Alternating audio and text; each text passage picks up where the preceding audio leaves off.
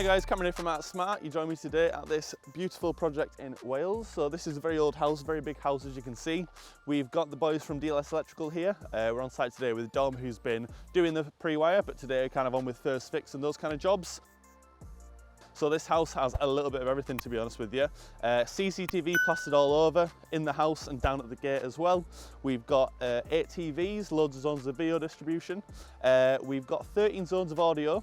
2 of those being out on the terrace at the back of the house. That's on the second floor coming out of the bedrooms. And then we've got another 2 downstairs in kind of the garden area. So when you're outside in the summer, you've got that music still pumping. So on this job, to make all the stuff I've just mentioned work, we've got 3,000 meters of cable, which is absolutely loads.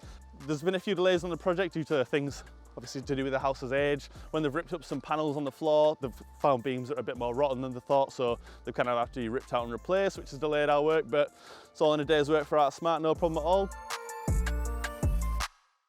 So me and Craig brought the Termination racks down from our HQ yesterday, so we're going to pull the van around to the front and give the lads from DLS a hand getting it in the building. But yeah, have a look at the project, it's great. Hope you like it.